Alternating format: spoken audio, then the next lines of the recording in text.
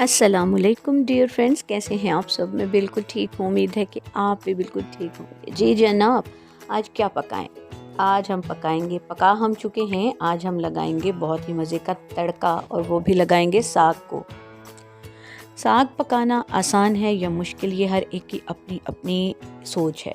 साग को पका लें, उबालना होता है, बहुत सारी चीज़ें डालनी होती हैं, लेकिन जो साग के अंदर जायका लाता है ना, वो होता है उसका तड़का। और हो जाए अगर वो देसी घी और मक्खन के साथ, तो क्या ही बात। तो आए बताती हूँ करना क्या है। जो चीज़ें हमें चाहिए वो ये साग है। साग मैं पहले से पका चुकी हुई थी। साथ में हमें मक्खन चाहिए, जो कि मैंने फ्रेश घर में बनाया है। इसके अलावा हमें प्याज चाहिए होगा, अदरक लहसुन का पेस्ट चाहिए होगा, और 3 से 4 सब्ज़ मिर्च चाहिए होंगी। और बस आ जाएं, स्टार्ट करते हैं। देर नहीं करेंगे, और स्पीड थोड़ी मैंने बढ़ा दी है ताकि आप लोग थक ना जाएं और वीडियो पूरी देख सकें। ठीक है, कढ़ाई में ऑयल डाल लें और उसे गर्म होने दें। ऑयल की जगह अगर आपके पास देसी घी है तो क्या ही बात है। मेरे पास इस वक्त देसी घी नहीं था, इसलिए मैंने थोड़ा सा ऑयल डाला है, और उसके अंदर मैंने प्याज डाल दिया है फ्राई करने के लिए। साग के तड़के को अगर अच्छे तरीके से लगाया जाए तो साग का जो मज़ा है ना, वो दुबाला हो जाता है, और जायके को भी 4 चांद लग जाते हैं। प्याज फ्राई होते हुए हमने इसके अंदर 3 से 4 जो सब्ज़ मिर्च हैं वो भी काट के डाल देनी है, और इसको फ्राई कर लेना है।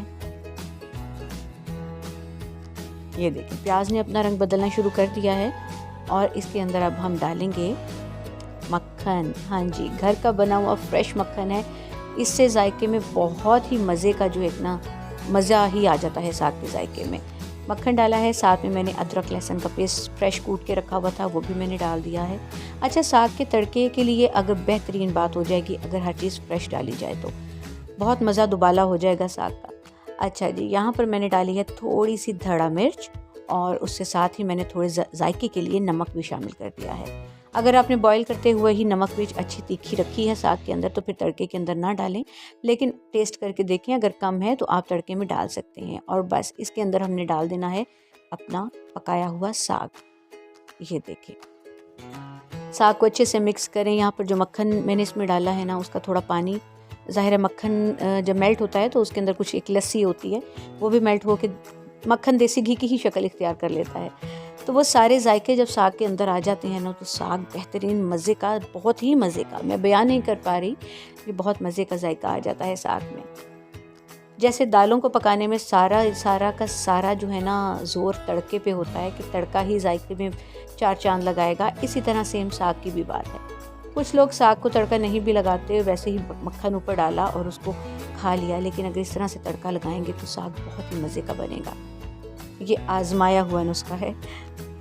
ये देखें, इसमें मैंने यहाँ पर मक्खन थोड़ा और डाला है, और इसको हम अच्छे से मिक्स कर लेंगे।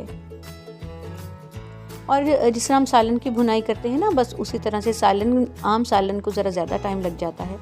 साग को बस हमने जैसे ही घी अलग होगा तो जो हमारा साग का तड़का है वो बिल्कुल तैयार हो गया। यहाँ पराठे भी रेडी थे, और मैंने सोचा क्यों ना गरम गरम ही हम साग और पराठा एंजॉय करें। तो ये देखिए, मैंने पराठे के ऊपर ही साग डाला है, और इसके बाद इसके ऊपर डालूंगी मक्खन, और आय हाय हाय क्या बात है, मज़ा आ जाएगा आज के लंच का। आप नाश्ते में भी एंजॉय कर सकते हैं। अगर साग पका के रखा है ना, तो आप आराम से, ये सर्दियों का सीज़न जैसे जैसे है, मज़ा आ जाता है साग खा के। मकई की रोटी बनाना चाहें वो भी आप बना सकते हैं, साथ पराठा, सादी रोटी जिसके साथ भी खाएंगे। जिनको पसंद है साग, वो बहुत ही मज़े से खाएंगे, और जिनको नहीं पसंद वो भी शौक़ से खाएंगे। तो आज की रेसिपी पसंद आई हो तो प्लीज़ चैनल को लाइक कर दें, सब्सक्राइब कर दें, और बेल आइकन को ज़रूर प्रेस करें, ताकि मेरी आने वाली सब वीडियोस आपको सबसे पहले मिल सकें।